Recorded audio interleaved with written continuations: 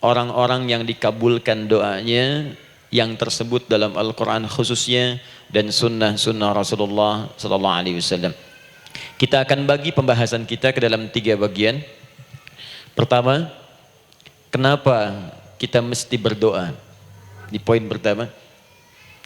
Pertama, kenapa kita mesti berdoa? Yang kedua, bagaimana cara berdoa yang baik, yang cepat dikabulkan oleh Allah Subhanahu wa taala. Jadi yang pertama, mengapa kita mesti berdoa? Esensi doa itu apa, kan? Yang kedua, bagaimana cara berdoa yang sekiranya cepat dikabulkan oleh Allah Subhanahu wa taala. Dan yang ketiga, kita akan melihat ukuran pengabulan doa. Seperti apa doa itu dikabulkan. Karena nanti ada orang-orang yang tidak sadar sesungguhnya doanya sudah dijawab, tapi dia tidak menyadari itu. Bahkan merasakan doanya kok nggak dijawab-jawab gitu. Padahal Allah sudah menjawabnya. Nah, seperti apa ukuran kita mengetahui bahwa doa kita telah terjawab, atau doa kita barangkali belum dijawab, atau tidak dijawab. Apa ukuran ketiga hal itu? Itu yang coba kita turunkan di pembahasan pagi ini. Mudah-mudahan dengan itu kita nanti akan lebih pandai bagaimana cara menyikapi doa dalam hidup, seperti apa doa dipanjatkan, kapan kita berdoa, dan kita tahu oh ini hasil dari doa yang telah kita panjatkan. Sepakat sampai di sini? Baik ya, tinggal sepakat saja ya. Kan biasanya yang nerangkan saya, nulis saya, ngapus saya sampai selesai pula. Baik, ayo kita mulai. Bismillah. Mengapa kita mesti berdoa? Kita buka dulu ibu sekalian, ya, yang di ruangan ini ataupun yang di bawah, semuanya insya Allah memiliki kemuliaan yang sama di hadapan Allah Subhanahu Wa Taala, sesuai dengan keikhlasannya, ya, sesuai dengan keikhlasannya. Karena hadisnya umum sifatnya.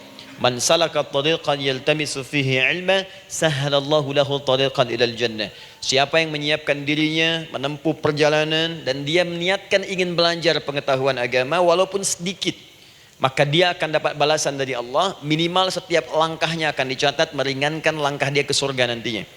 Ya, dan di situ tidak disebutkan khusus bagi yang di dalam ruangan masjid, lantai 2 lagi misalnya. Tidak. Ya, jadi yang di sekitaran, yang di depan semua berdasarkan niatnya, ya, berdasarkan niat dan kuantitas amalannya. Di kuantitas itu tambah. Mungkin Ustadz belum datang, ibu ada yang berzikir, ada yang baca Al-Quran, ada yang istighfar. Itu yang nambah pahala. Ya. Kalau yang pasang status, pasang kamera, ya itu saya nggak tahu. Ayo kita kembalikan sini. Pertama, Quran surah ke-7 ayat 172. Quran surah ke-7 Al-A'raf ayat 172. Kemudian setelah itu diperintahkan dalam Al-Quran surah ke-40 Ghafir ayat ke-60. Lalu kita praktekkan ini dalam keseharian kita. Saya beri contoh misalnya Quran surah ke-2 ayat ke yang paling banyak nih dibaca 201. Kadang-kadang misalnya Quran surah ke-2 ayat 286. Banyaklah. Quran surah ke-7 ayat 23 misalnya, dan seterusnya. Ini bagian pertama.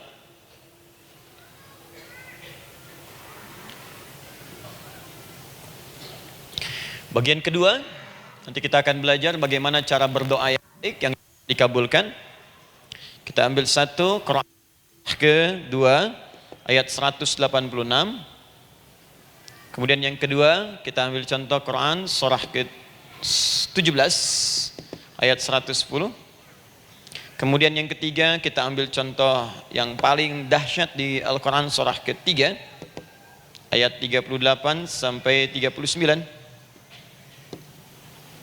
Ada yang belum berdoa sudah dikabulkan. Masya Allah. Ini ada di Quran misalnya surah ke-3 ayat 31.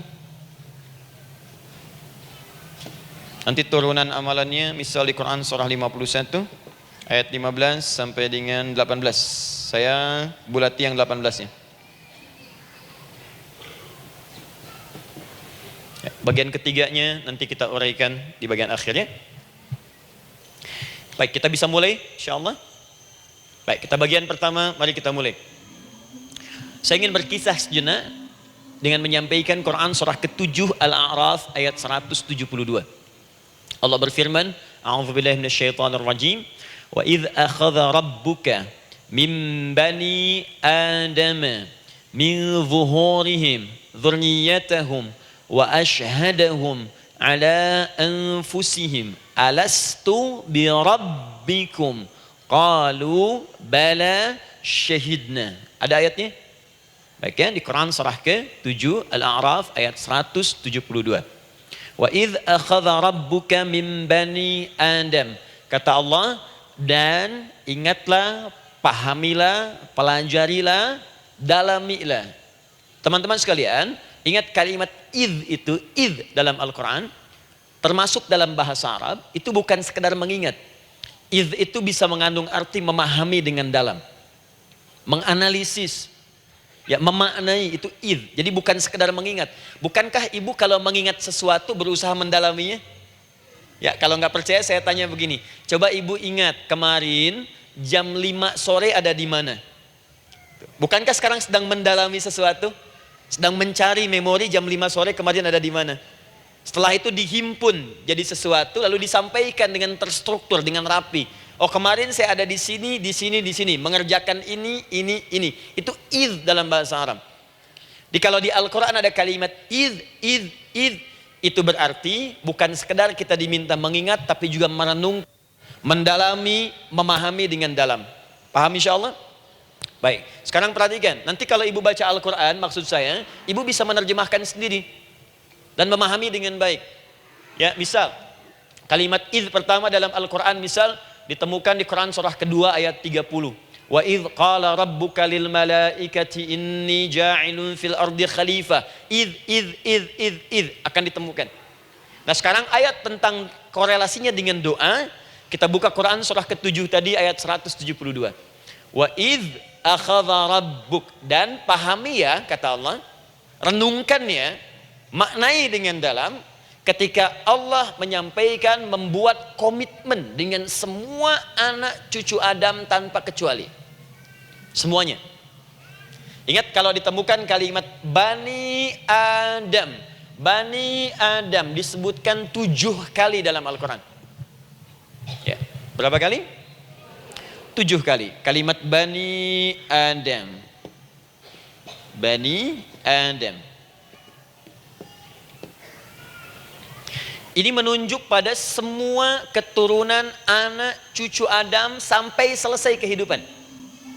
Ya, dari Nabi Adam alaihissalam, kemudian pasangannya Sayyidah Hawa alaihissalam, kemudian keduanya mulai berumah tangga, melahirkan keturunan. Diabadikan di Al-Quran surah keempat, ya, surah Ibu, ayat yang pertama.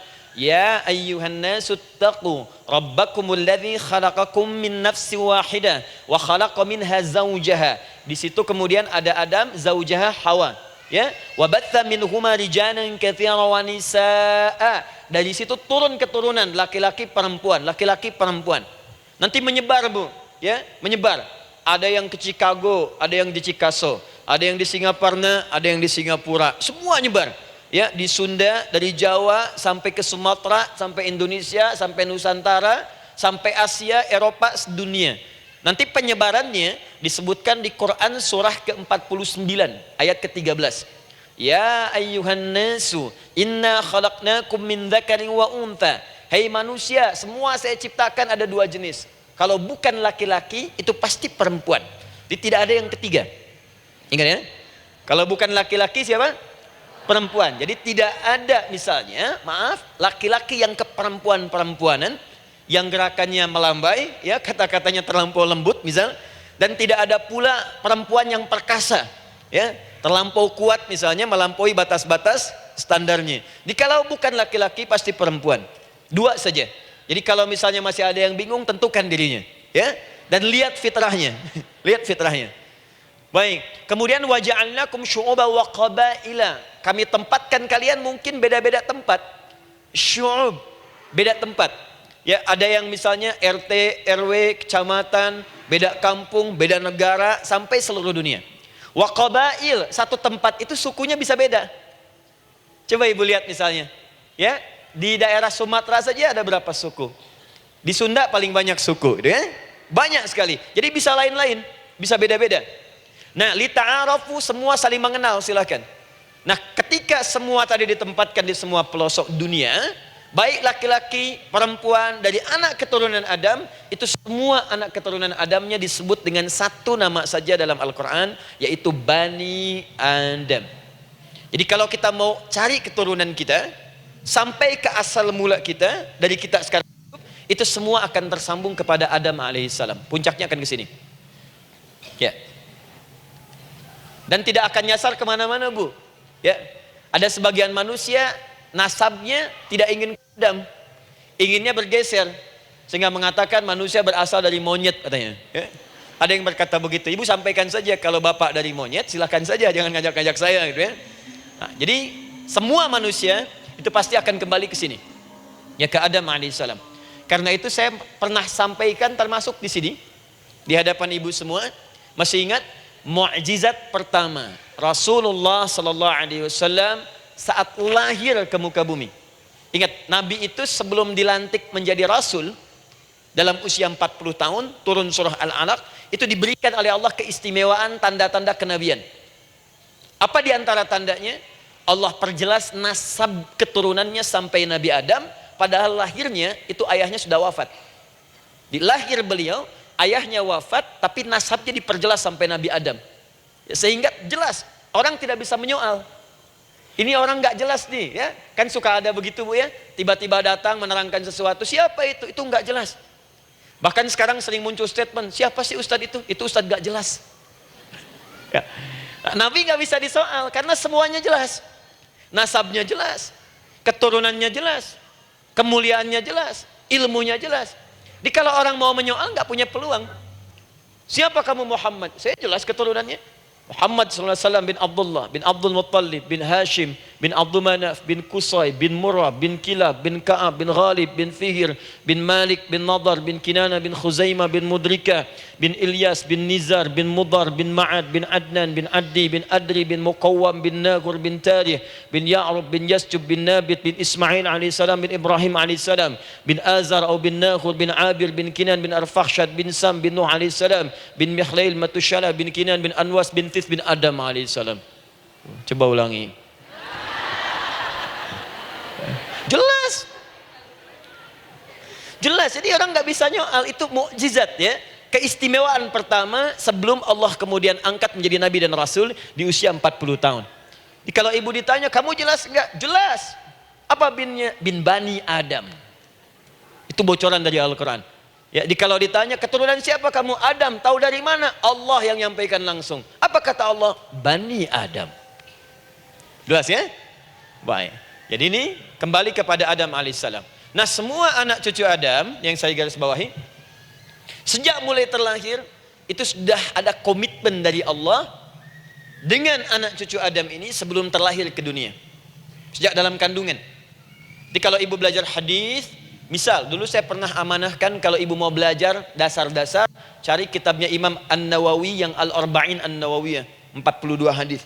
Hadis keempat, ya, paling kiri sebelah atas di kitabnya, dari Abdullah bin Mas'ud radhiyallahu taala anhu, ya. Qala Nabi sallallahu alaihi wasallam bahwa shadiqul masduq. Nabi SAW pernah menyampaikan sedangkan beliau orang benar dan dibenarkan. Kapan perjanjian ini dibuat? Dalam usia kandungan 4 bulan. Dalam kandungan. Inna ahadakum yujma'u fi batni ummihi. Setiap kalian yang akan terlahir dari anak cucu Adam, kecuali Adam, Bu, ya. Ingat, kecuali Adam, kecuali Hawa, karena ini asal mula manusia keduanya. Tapi keturunan Adam dan Hawa akan mengalami proses yang sama. Dikandung dulu ibundanya, kemudian terlahir. Adam tidak dikandung, ingat, Adam tidak ada bapak, Adam tidak ada ibu. Langsung diciptakan wujudnya oleh Allah Subhanahu wa taala dari bahan dasar yang sama dengan manusia. Ya, karena itu saya pernah ditanya, pernah berdialog, ya. Ustaz, ini spesial Nabi Isa ini. Ya, spesial, Yesus Al-Masih Nabi Isa spesial. Karena itu diangkat sebagai Tuhan. Apa yang spesial? Kata beliau, karena ini bisa menghidupkan yang mati. Yang kedua, ini lahirnya beda dengan orang biasa. Bagaimana lahirnya? tanpa bapak. Ibu saja tanpa bapak. Mana ada manusia yang lain seperti ini? Saya bilang Adam lebih spesial lagi, lahir tanpa ibu, tanpa bapak. Kenapa nggak jadi Tuhan? Tapi kan Adam nggak bisa menghidupkan yang mati. Dengan izin Allah, maaf, Nabi Ibrahim lebih canggih lagi. Buka Quran surah kedua, ayat 260, paling kiri sebelah atas. Wa idh qala Ibrahim rabbi arini kaifa tuhyil mauta qala awalam tu'min qala bala walakin inna qalbi. Ketika Ibrahim bermohon kepada Rabbnya, ya Allah, tolong tunjukkan kepadaku bagaimana cara menghidupkan yang mati. Kata Allah, kamu masih nggak yakin? Kata Ibrahim, saya yakin-yakinnya. Cuma supaya hati saya tenang, membuktikan kepada yang lain tentang kuasamu. Kata Allah, gampang. Lalu Allah berikan kemudian satu ketentuan sama persis dengan Nabi Isa. Cuman prosesnya lebih canggih. Kalau Nabi Isa, tepuk mayatnya, bangun, bicara. Nabi Ibrahim kata Allah, nih ambil burung, potong-potong dulu, dicincang dulu. Sudah dicincang kemudian, mayatnya disimpan, jasadnya di tempat bukit yang berbeda. Kalau sekarang potong burung, simpan di bukit satu, jasad yang kedua simpan di bukit B. Kepalanya simpan di bukit A, ekornya simpan di bukit B, badannya simpan di bukit C. Panggil dengan nama Allah. Thummad'uhunna ya'tina kasa'ya. Panggil, bismillah, dengan nama Allah, hidup, hidup. Sama persis dengan Nabi Isa. Dengan nama Allah, biiznillah, hidup, hidup. Nabi Ibrahim, biiznillah, dengan nama Allah, hidup, hidup. Menyatu semuanya, jadi satu. Psst. Kalau Nabi Isa kemudian ada yang menduga sebagai Tuhan, kenapa Nabi Ibrahim tidak angkat jadi Tuhan? Paham ya? Nah, ini menunjukkan bahwa ada pola pemikiran yang harus dikembalikan supaya benar cara memahaminya. Jelas sampai sini? Maaf saya sedikit agak lompat ya. Saya kembalikan kemudian, perhatikan sini.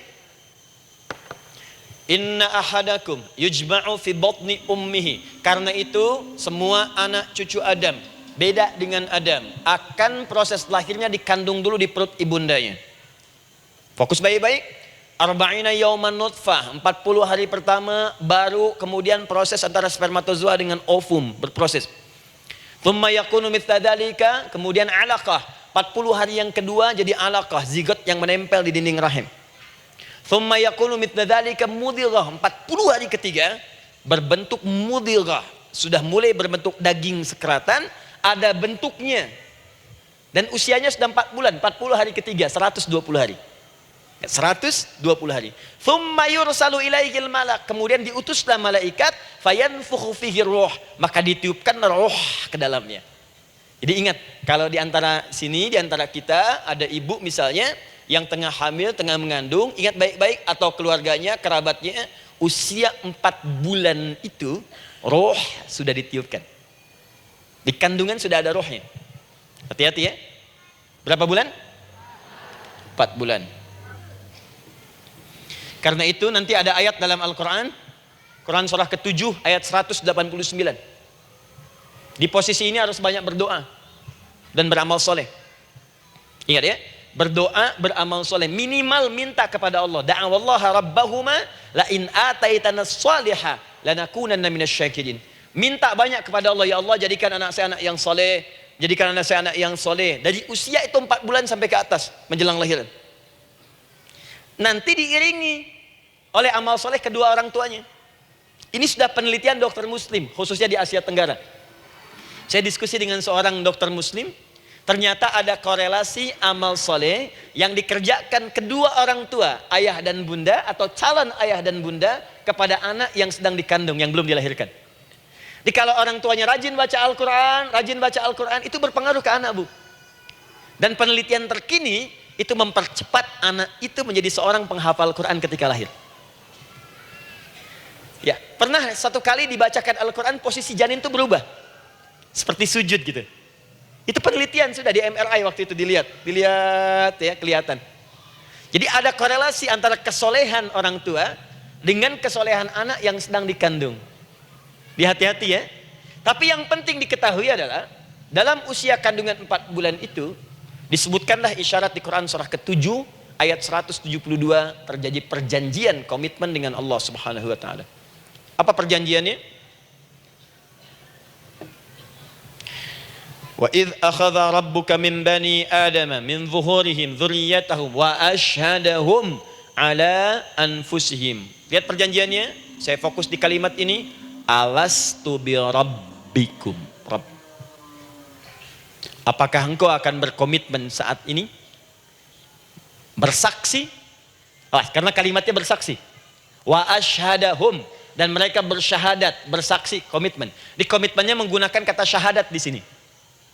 Karena itu nanti setiap bayi yang sudah terlahir dari rahim ibu manapun itu berada dalam keadaan suci karena sudah bersyahadat dalam perut ibundanya. Masih ingat hadis ini? Kullu mauludin yuladu 'alal fitrah. Setiap yang terlahir dari rahim perempuan manapun itu membawa fitrah. Apa di antara fitrah yang dimaksudkan itu? Fitrah keislaman, fitrah mengakui Allah sebagai Tuhan. Itu nanti ada di Quran surah ke-30 ayat ke-30, paling kanan sebelah atas.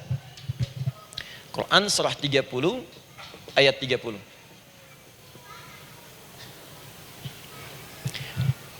Fa'aqim wajhaka lid-dini hanifa. Hei setiap manusia, fa'aqim wajhaka, hadapkan, pasrahkan, arahkan dirimu sepenuhnya.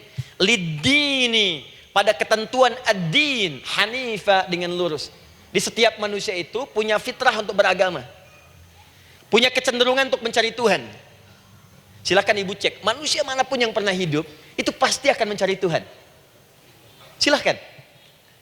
Karena itu Allah beri jalan, begini cara mencarinya. Fitratallahi allati fataran nasa 'alaiha, itulah fitrah manusia yang telah Allah berikan pada dirinya bahkan sebelum dia terlahir. Di antara fitrah manusia ada kecenderungan untuk mencari Tuhan. Ada kecenderungan untuk mendekat kepada Allah. Bahasa Qur'annya din, lid-dini hanifa. Apa itu din? Itulah Islam. Quran surah ke-3 ayat 19. Inna dina indallahil Islam. Karena itu silakan cek, semua orang itu pasti akan mencari Tuhan. Setiap manusia. Ada yang melihat kayaknya ada di hewan, kayaknya ada di pohon, kayaknya ada di alam, kayaknya ada di patung, kayaknya ada di... mencari dia. Terus Allah beri jalan. Kalau kamu ingin mencari yang benar, din yang dimaksud Islam, diberikanlah tuntunan dalam Islam. Jelas sampai sini? Baik, karena itulah kemudian setiap bayi yang terlahir itu disebut oleh Nabi dia suci, dia bersih karena telah membawa risalah Islam dalam dirinya.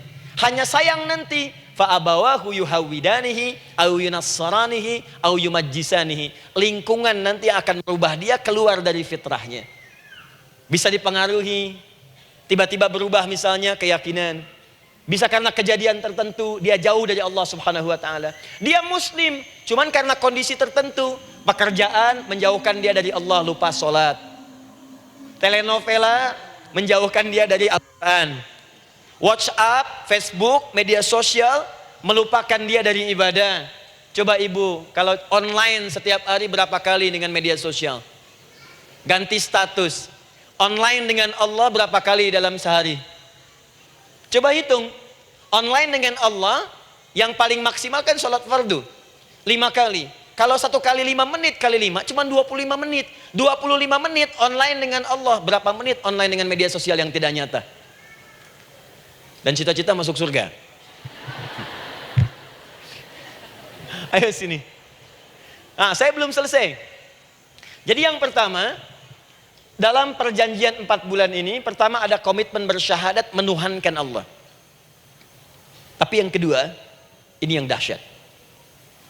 Perhatikan kalimatnya, fokus. Saat Allah memperkenalkan dirinya, dalam kandungan kita, usia 4 bulan itu, dengan nama apa Allah memperkenalkan dirinya? Coba lihat ayatnya. Alastu bi rabbikum, dengan nama Rabb, Rabb. Wa idh akhadha rabbuka, Rabb, min bani Adama, dzurriyyatahum, awas, wa ashhadahum ala anfusihim. Alastu bi rabbikum, dengan nama Rabb. Rabb. Nah, ibu sekalian, kata Rabb ini itu berasal dari kata ar-rububiyah. Ar-rububiyah yang berarti sifat merawat, memberikan semua kebutuhan. Saya ulang ya. Merawat, memberikan semua kebutuhan. Sudah? Menyayangi, memaafkan, mengasihi, mengampuni. Masya Allah. Merawat, memenuhi sebuah kebutuhan, menyayangi, memaafkan, mengampuni. Jadi semua hal yang terkait dengan perhatian ada pada kalimat Rabb. Sifatnya disebut dengan rububiyah. Zat yang memperhatikannya disebut dengan Rabb, namanya Rabbun. Baik. Pelan-pelan. Seakan-akan Allah ingin berkata begini, hei, engkau buat perjanjian dengan saya sekarang. Engkau bersaksi, saya sebagai Tuhan, siap bersaksi, menuhankan saya. Nanti ketika kamu lahir, apapun yang kamu butuhkan dalam kehidupan, aku akan berikan. Kamu akan saya rawat, kalau sakit, kamu saya sembuhkan. Minta sesuatu yang kamu butuhkan, saya akan berikan. Kamu butuh sesuatu, saya akan hadir. Kamu salah minta maaf, saya maafkan. Kamu dosa minta ampun istighfar, saya ampuni. Kamu ingin sesuatu yang lebih baik, saya berikan. Pokoknya semua yang kamu inginkan selama engkau butuhkan dan itu baik, aku berikan. Kira-kira, maaf Bu ya, maaf sekali. Kalau ada yang nawarkan pada ibu, mau nggak ikut saya? Nanti sebuah kebutuhannya saya berikan. Kalau sakit saya berikan jaminan kesembuhannya. Kalau butuh sesuatu saya berikan. Kalau ingin ini itu selama butuh saya sampaikan. Kira-kira ibu nolak atau ikut? Baik. Ikutnya mikir dulu atau tidak? Tidak. Jangankan yang tinggi-tinggi Bu ya. Suami aja nawarkan. Mah mau nggak ikut papa? Papa nanti kasih handphone S10. Sama gelang nggak Pak? Ikut ya. Dan tanpa pikir. Dalam bahasa Arab, sesuatu yang disetujui tanpa difikirkan lagi, itu disebut bala namanya. Bala, sekali saja. Sekali, ya, tidak dua kali. Tidak ditambah, tidak dikurangi. Ingat, kalau Allah sudah sampaikan kalimat, jangan tambah, jangan kurangi, ya. Bala, tidak ditambah nga, tidak disebutkan dua kali. Bala. Ya. Bala itu artinya siap. Ya. Tanpa pikir. Karena memang nggak ada yang dipikirkan lagi. Apa yang mau dipikirkan? Semua kebutuhan dikasih. Semua keinginan dikabulkan sepanjang baik. Kalau sakit ada jaminan disembuhkan. Dikasihi, disayangi, salah dimaafkan. Ya, kalau dosa diampuni, apalagi yang kurang, nggak ada aib, nggak ada yang kurang, sempurna semua. Kita katakan bala tanpa fikir. Karena itu, perhatikan, setiap kita kemudian, ibu sekalian, datang terlahir ke bumi, mengalami kehidupan, fitrah kita setiap mendapatkan kebutuhan, kita akan menyebut nama Allah Subhanahu wa Ta'ala dengan nama yang telah dijanjikan itu. Silakan ibu cek. Bukankah ibu ketika ada kesulitan memohon kepadanya? Ya Allah, tolong sembuhkan ya Allah. Ya Allah, lancarkan ya Allah. Ya Allah, sukseskan suami saya. Ya Allah, tenangkan kehidupan rumah tangga kami. Ya Allah, anugerahkan solusi. Ya Allah, sembuhkan ibu saya. Semua minta kan? Dan dahsyatnya, ketika ibu memohon kepada Allah itu, ibu gunakan kalimat yang telah disepakati ketika Allah sampaikan kepada kita. Rabb, Rabb, Rabb. Perhatikan, kalau ibu berdoa, doa apa paling favorit? Rabbana atina fid dunya hasanah, fil akhirati hasanah, wa qina. Doa apa itu? Sapu jagat. Bu bayangkan, Nabi aja nggak tahu tuh istilah itu sapu jagat. Ibu tahu? Wah, Masya Allah, Indonesia kreatif. Luar biasa. Ada doa sapu jagat, nggak ada doa sapu nggak ada jagatnya, ada doa jagat nggak ada sapunya. Pokoknya luar biasa lah. Ya. Ya. Lihat, bukankah kalimatnya dibuka dengan Rabb? Rabbana atina fid dunya sana. Rabbana zalamna anfusana wa illam taghfir lana wa tarhamna lanakunanna minal la yukallifullahu nafsan illa laha ma kasabat wa 'alaiha mak. Perhatikan, Rabbana la innasina Rabbana Rabb. Ini ayatnya. Sapu jagat Quran surah 2 ayat 201. La yukallifullah Quran surah 2 ayat 286. Rabbana zalamna Quran surah 7 ayat 23. Yang ingin saya sampaikan, setiap kita butuh sesuatu, kita menyebut namanya dengan kalimat Rabb. Kenapa kita katakan Rabb? Karena Allah sendiri menyebutkan dengan kalimat Rabb. Alastu bi rabbikum, saya nanti adalah Tuhan yang akan memperhatikan kalian, menyayangi kalian. Saya Tuhan yang akan merawat kalian, memberikan semua kebutuhan. Makanya ibu tuh kalau ada persoalan nagih seakan-akan ke Allah. Ya Allah, kan engkau yang berjanji kepada saya. Engkau yang berjanji, engkau yang menepati ya Allah, karena engkau Tuhan. Kalau manusia, dia berjanji, dia yang mengingkari. Dia awali, dia yang akhiri. Tapi engkau beda ya Allah. Kenapa? Engkau berjanji, engkau yang menepati. Quran surah ketiga ayat 9. Innallaha la yukhliful mi'ad. Engkau yang berjanji, engkau yang menepati. Engkaulah awal dan akhir dari semua hal. Engkau mengatakan saya Rabb yang akan memberikan semua kebutuhan. Sekarang saya butuh ya Allah. Engkau berjanji akan menyembuhkan, sekarang saya sakit ya Allah. Engkau berjanji akan memberi solusi, sekarang saya sedang punya masalah ya Allah. Engkau berjanji akan memberikan kesuksesan, sekarang saya sedang menapaki itu ya Allah. Makanya ibu sebutkan kalimat Rabb, Rabb, Rabb, Rabb. Jadi sesungguhnya doa itu adalah fitrah dari setiap manusia, karena mulai dibangun komitmen sebelum dia dilahirkan ke muka bumi. Jadi kalau kita bicara tentang doa, doa itu fitrah kehidupan bagi setiap manusia. Hidup.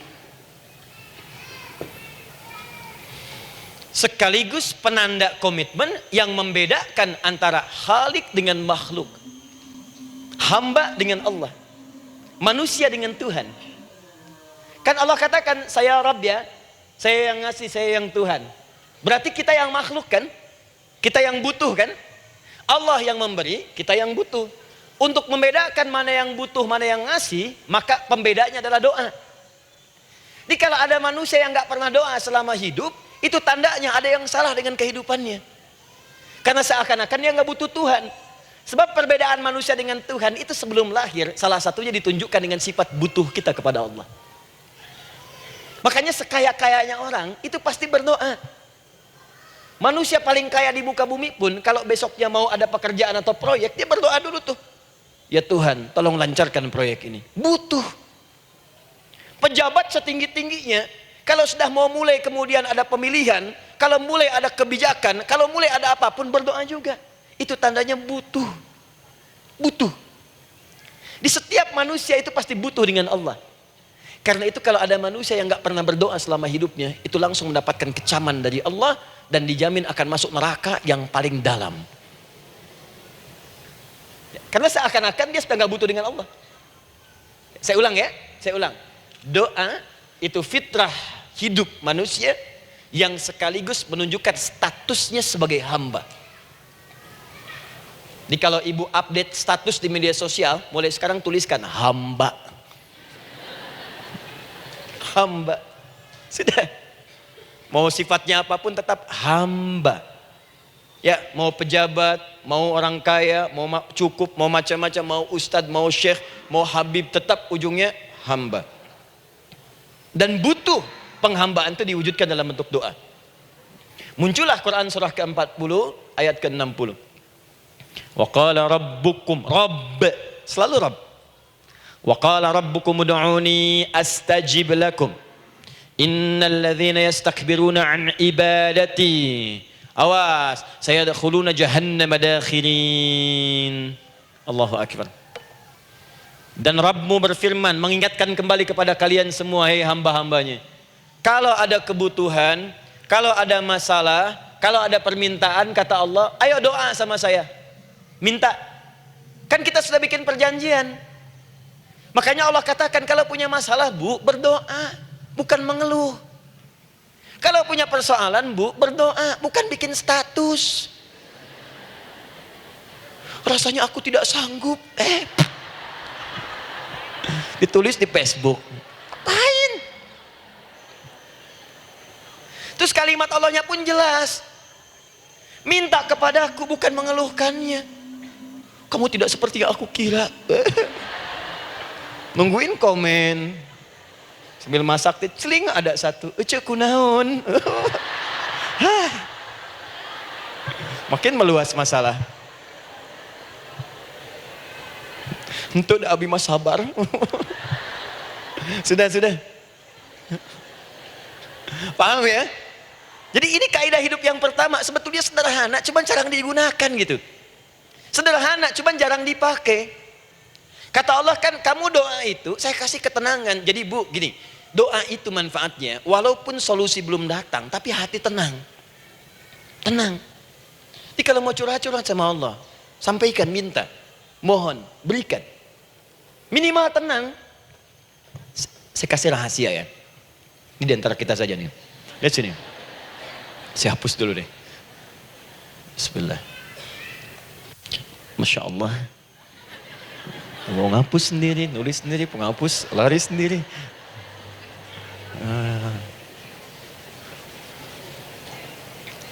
Bismillah. Oh ini ada dua ya. Sini. Baik. Buka Quran surat 7 ayat 205. Quran surat 7 ayat 205.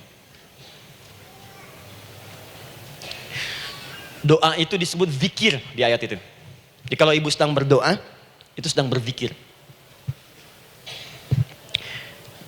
Wadhkur rabbaka fi nafsika tadarruan wa khifatan wa dunal jahri minal qaul. Ada ayatnya? Oke. Pakai Rabb lagi kan? Wadhkur rabbaka. Kalau engkau punya masalah, kata Allah, sekecil apapun. Di rumah tangga kah, di kantor kah, kehidupan sosial kah. Kata Allah, ayat sebut, minta kepada Allah. Berdoa. Doa disebut dengan zikir. Zikir itu semua kegiatan yang membuat kita ingat Allah. Zikir. Baca Quran, zikir. Dalilnya Quran surah ke-15 ayat 9. Inna nahnu nazzalna dzikra. Kami turunkan Al-Quran sebagai zikir. Menghafal Quran, zikir. Quran surah 54 ayat 17, ayat 22, ayat 32, ayat 40. Walaqad yassarnal Qur'ana lidzikri. Kami akan mudahkan Al-Quran untuk diingat, dihafalkan. Zikir, sebagai zikir kepada Allah. Ibu selepas sholat, baca subhanallah, alhamdulillah, Allahu Akbar, zikir. Quran surah keempat, ayat 103. فَإِذَا قَضَيْتُمُ الصَّلَاةَ فَاذْكُرُوا اللَّهَ. Maka jika anda telah tuntas mengerjakan sholat, segera berzikir kepada Allah. Sholat sendiri, zikir. Quran surah ke-20, ayat ke-14. Innani anallahu la ilaha illa ana fa'budni wa aqimis salata lidzikri. Saya Allah, kata Allah. Tidak ada Tuhan selain saya. Sembah saya. Bagaimana menyembah Allah? Tunaikan salat sebagai zikir kepada Allah. Zikir. Di zikir semua amalan yang mendekatkan kita dengan Allah. Doa itu satu dari bagian zikir. Tapi tahukah ibu fungsi zikir yang paling utama itu apa? Quran surah 13 ayat ke-28. Ala bidzikrillahi tatmainnul qulub. Yakinkan pada dirimu, kalau zikirmu benar kepada Allah, maka dia akan berdampak kepada hati menjadi lebih tenang. Zikir itu manfaat pertamanya membuat hati tenang, Bu. Tadi saya contohkan. Baca Al-Quran zikir kan? Jadi kalau ibu sedang tidak tenang, sedang gelisah, ada masalah, daripada mengeluh sana sini, wudu, Bu, wudu. Ambil mushaf. Baca. Saat baca itu mungkin solusi belum datang, tapi hati itu lebih tenang. Kaitan dengan bahasan kita, doa, minta. Doa. Jadi kalau orang punya masalah itu kalau berdoa, walaupun solusinya belum datang, walaupun kemudian jawabannya belum tiba, minimal hati ibu itu tenang. Ini dia. Quran surah 13 ayat 28. Rumus ini pakai. Gunakan dalam hidup. Karena yang tahu kehidupan kita itu Allah yang menciptakan kita. Yang tahu pesawat, yang bikin pesawat. Yang tahu handphone, yang bikin handphone. Yang tahu mikrofon, yang bikin mic-nya. Yang tahu kita, yang menciptakan kita. Ikutilah petunjuk Allah yang menciptakan kita, maka akan langsung terasa manfaatnya. Ibu tidak percaya, silahkan lakukan. Rasakan bedanya, bedakan rasanya, dan pasti akan terasa bedanya. Akan lain. Tuh. Doa. Tapi ingat yang paling penting kata Allah, doa itu bukan sekedar penting permohonannya, tapi menunjukkan status kita sebagai hamba di hadapan Allah Subhanahu wa taala. Jadi kalau ada orang selama hidup tidak pernah berdoa, artinya dia mengingkari status dia sebagai hamba di hadapan Allah Subhanahu wa taala. Mau menyejajarkan diri dengan Tuhan.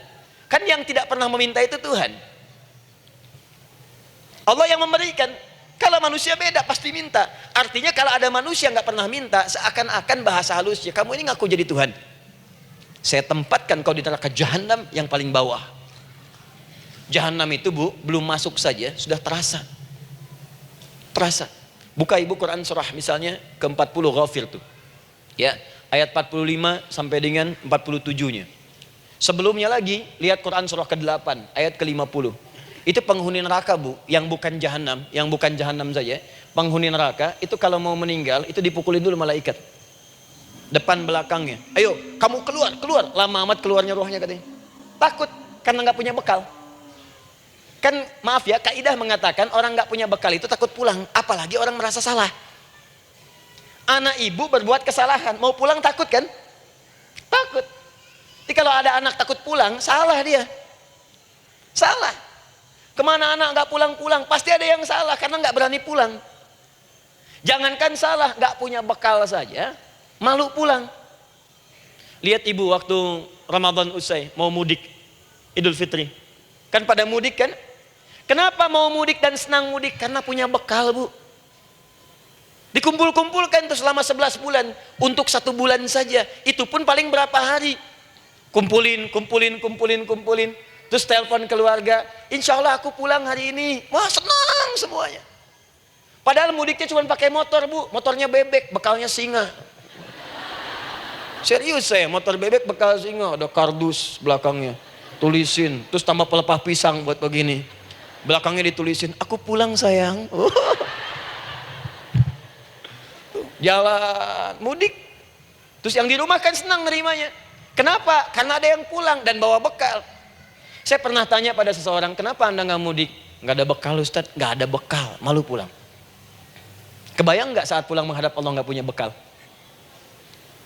Malu pulang, apalagi punya banyak salah, jadi nggak mau keluar rohnya. Malaikatnya geram, dipukulin sama malaikat, pukul depannya, pukul depan. Kamu ini cepat keluar. Keluar. Malu pulang. Tapi kalau punya bekal enak. Dan yang nyambut langsung malaikat. Bahkan nanti ada satu amalan saat dikerjakan, itu orang ini sudah masuk surga, tapi semua malaikat di semua pintu surga yang 8 itu datang mengunjungi dia mengucapkan selamat. Itu ada di Quran surah 13 ayat 24. Salamun alaikum bima sabartum fa ni'ma uqbaddar. Selamat ya saat di dunia sabar mencari bekal, dan ini bekal terbaik yang kamu dapatkan, silahkan nikmati surga yang kamu rindukan itu. Ini nikmatnya tempat yang pernah nanti kamu kunjungi. Dan tinggal abadi di situ. Yang nyambut malaikat. Bayangkan semua malaikat bu, semua malaikat dari pintu surga datang nyambut dia.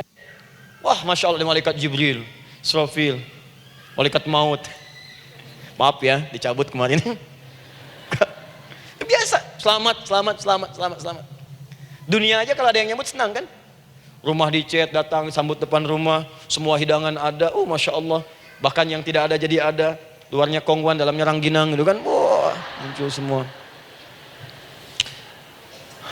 Paham ya? Jadi ini bagian pertama. Jadi kita katakan kenapa manusia mesti berdoa? Jawabannya karena manusia itu hamba. Dan doa itu adalah fitrah, bagian dari kehidupan. Kenapa manusia mesti berdoa? Karena ada komitmen dari Allah. Setiap dia mendapatkan sebuah persoalan, maka Allah akan jawab dan berikan jawaban dari semua persoalannya. Jalan mendapatkan jawaban itu adalah doa. Kenapa manusia mesti berdoa? Karena dia butuh dengan Allah. Dan puncaknya, kenapa dia mesti berdoa? Karena Allah ingin membahagiakan kehidupan dunianya sebelum sampai keabadiannya di akhirat. Jadi ketika kita berdoa, sebetulnya kebaikan untuk kita karena Allah ingin kita bahagia. Ingin mudah hidupnya. Jadi kalau ada orang nggak berdoa, sesungguhnya dia sedang menyulitkan diri sendiri dalam kehidupan dunianya sampai ke akhiratnya. Jelas sampai di sini?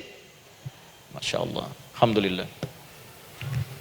Baik, kalau sudah paham, saya hapus ini, kita masuk bagian yang kedua. Hapus lagi. Sab Muslimah edisi ke-15. 15 kali datang sendiri, nangin sendiri, nulis sendiri, ngapus sendiri. Masya Allah. Tinggal lihat, catat, masuk surga. Masya Allah. Alhamdulillah. Baik. Baik. Sudah? Alhamdulillah. Saya ingin setiap pembahasan kita dipahami ya. Saya tidak menyukai kalau datang melihat tapi nggak paham gitu. Ya, dengar tapi nggak paham. Saya tidak ingin satupun keluar dari sini kecuali paham. Ya. Ibu paham? Paham Ustaz. Pada pamit ya, silahkan. Apa yang ibu pahami? Doa. Ya. Dah. Nah, sekarang masuk bagian kedua. Bismillah. Kalau sudah mengerti yang tadi, persoalannya adalah bagaimana cara kita memohon kepada Allah. Itu dia.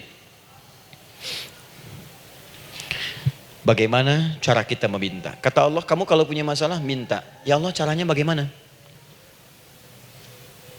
Karena sesuatu yang dikerjakan tanpa ilmu dan tidak tahu caranya, itu bisa keliru. Hidup itu menyembah Allah tidak cukup dengan iman, Bu. Mesti pakai ilmu.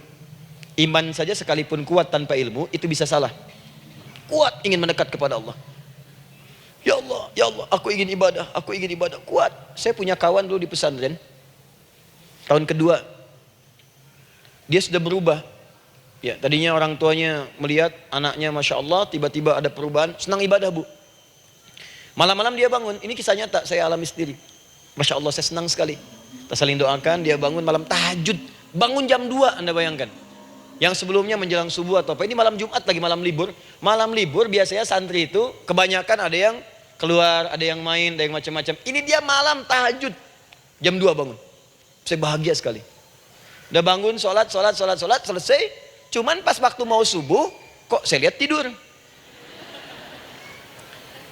Saya bangunkan kan. Fulan, bangun. Oh iya, katanya. Iya, oh mungkin nanti mau nyusul. Saya pikir istirahat dulu. Saya ke masjid lah. Udah ke masjid, dah selesai. Kita diskusi di masjid, selesai. Semua pulang saya jam 7. Saya lihat masih tidur juga. Barangkali dia sudah tadi sholat mungkin di kamar, nggak sempat ke masjid karena capek. Tapi saya lihat kok posisinya nggak berubah. Di situ juga. Akhirnya setengah jam saya tunggu, saya bangunkan. Bangun. Kenapa Adi, katanya? Saya kira antum belum sholat subuh ya?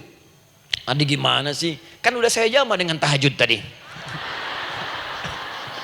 Udah saya jama dengan tahajud. Jadi memang kekuatan imannya lagi tinggi, cuman ilmunya kosong. Ini yang bahaya. Besok-besok kalau orang kayak gini sholat subuh bisa 4 rakaat. Ya. Karena itu berdoa penting, cuma kita mesti tahu caranya. Yuk kita mulai bagian pertama. Quran surah kedua ayat 186, paling kiri sebelah bawah. Sudah? Wa idza sa'alaka 'ibadi 'anni fa inni qarib. Fokus. Kata Allah, kalau hamba-hambaku Muhammad SAW bertanya kepadamu, minta petunjuk untuk mencari-cari aku. Tuh Bu, coba lihat. Ayat doa dibuka lagi dengan kalimat hamba. Untuk menegaskan status kita. Jadi kalau ditanya, kita siapa di hadapan Allah? Makanya nggak usah sombong. Jangan sombong, karena kita cuma hamba. Karena itu ketika Korun sombong, Korun tuh manusia terkaya yang pernah hidup di bumi. Hartanya Bu, ini saya kasih bocoran sedikit, kunci berangkasnya saja, kemana-mana itu suka dibawa, dipikul paling sedikitnya 8 bodyguard, cuman bawa kunci berangkas saja begini. Di Korun pengen ngasih tahu, kalau ada yang pengen nyuri di tempat saya silahkan aja, ini aja bodyguard saya ngangkat kuncinya susah. Korun. Jadi kalau Anda tidak sekaya Korun, jangan ikutan sombong, telat. Telat, gak ada kerjaan, sudah ada yang lebih kaya. Ya. Dan apa yang terjadi? Fakhosabna, kata Allah, kami telan. Likuifasi. Telan oleh bumi semua. Dengan kekayaannya semua habis. Jadi ketika ada seseorang yang lupa dengan statusnya sebagai hamba, maka Allah akan memberikan pelajaran kepadanya untuk taubat. Kalau nggak mau taubat juga, telan habis. Untuk menunjukkan kamu tuh bukan Tuhan, saya Tuhannya. Maka jangan ikutan sombong. Kalau ada yang perlu punya Ferrari, Lamborghini, Lamborghini, ya, wah, bikin rame di jalan, cuman update status, kasih tahu, maaf Mas, telat. Itu gambaran hidup. Dan ingat, setiap dibuka dengan kalimat permohonan, itu kalimatnya hamba. Hambaku, hambaku, hambaku. Termasuk mau minta tobat, hamba. Quran surah 39 ayat 53. Qul ya ibadiyalladzina asrafu ala anfusihim la taqnatu min rahmatillah. Katakan Muhammad pada hamba-Ku yang merasa banyak dosa, pengen berdoa minta taubat. Kata Allah, hamba, saya terima taubatnya, hamba. Ini ya. Ini pun adab yang pertama dari Al-Quran. Adab yang pertama, kalau kita ingin berdoa dan doa itu cepat ingin dikabulkan, maka berdoalah dengan cara menghamba di hadapan Allah Subhanahu wa taala. Jangan merasa tinggi.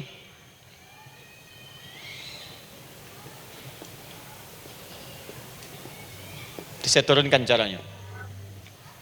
Bagaimana cara menghamba itu dengan cara yang baik? Fokus. Wa idza sa'alaka 'ibadi 'anni, Muhammad SAW, jika ada hamba-hambaku bertanya padamu tentangku, ingin mencari-cari aku. Masya Allah, ibu maaf ya, biasanya kan kalau orang mencari Allah, ingin mendekat kepada Allah, entah itu datang ke masjid, bangun malam, biasanya motifnya cuma dua. Satu, ada kebutuhan, pengen berdoa, terus dekat sama Allah. Besok mau arisan, malamnya tahajud. Anak mau ujian baru puasa, kan?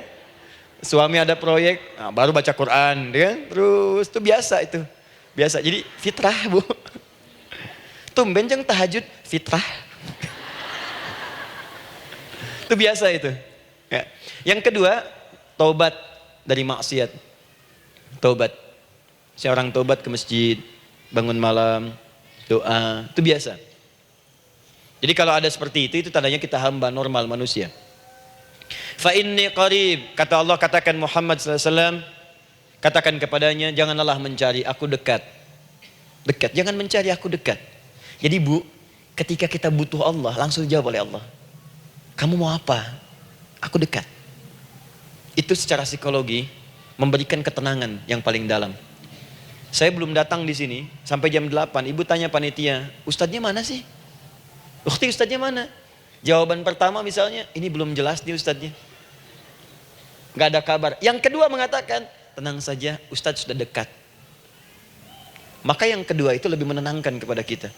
Ketika ibu mencari, ya Allah, saya sedang ada masalah, langsung dijawab oleh Allah. Tenang, aku dekat denganmu. Mau minta apa? Itu Bu, jadi kalau ibu sedang punya persoalan, psikologi Al-Quran mengatakan, langsung rasakan Allah tuh bersama kita, dekat, menunggu kita mau minta apa. Ibu punya masalah dengan suami, ingin mengadu. Lu kata Allah, saya dekat, kamu kenapa? Ada masalah apa? Ayo minta, ayo cerita. Mohon. Ibu punya masalah dengan anak. Ibu punya masalah dengan tetangga, di pekerjaan, kehidupan sosial. Kata Allah, saya dekat. Nah, perasaan itu hadirkan dalam jiwa kita. Ini sekarang jarang didapatkan. Jadi kalau ada masalah itu, hal pertama yang dilakukan itu belum ingat Allah, itu masalahnya. Di kebanyakan manusia itu kalau punya masalah, selalu ingin yang pertama itu solusinya. Bukan Allahnya. Kan pemilik solusinya Allah. Jadi kalau kita ingat pada yang memiliki, maka apapun yang kita minta akan diberikan. Bahkan ada orang yang saking ingatnya dengan Allah, sebelum minta sudah dikabulkan. Itu yang dahsyat. Nah, sekarang setelah kita paham tentang kedekatan ini, kemudian kita praktekkan. Jadi Bu, ya maaf ya, ketika ibu punya masalah apapun, yang pertama diingat Allah. Allah, Engkau telah berjanji, Engkau pasti akan tepati. Ya Allah, sekarang aku ada persoalan. Nah, sekarang teruskan ayatnya. Ujibu da'watad da'i idza da'an. Ujiba.